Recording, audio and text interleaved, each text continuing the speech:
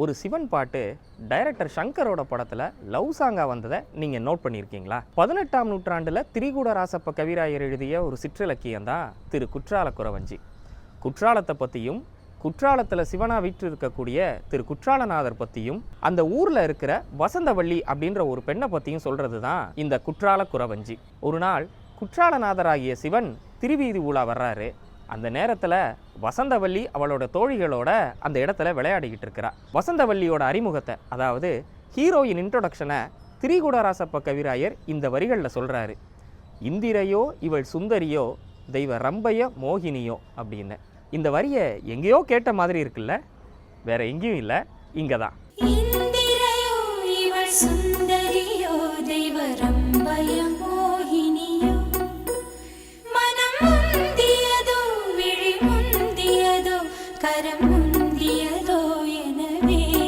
இவ தேவதையா, தேவலோகத்து மங்கையா, பேரழகியா அப்படின்ற ஆச்சரியங்களோட வசந்தவல்லியை வர்ணித்து அந்த வரிகளை எழுதியிருப்பார் திரிகூடராசப்ப கவிராயர். சிற்றிலக்கியங்களே அழகுதான். அந்த சிற்றிலக்கிய வரிகளை இசையோடு கேட்கும்போது எவ்வளோ அழகு இல்லை?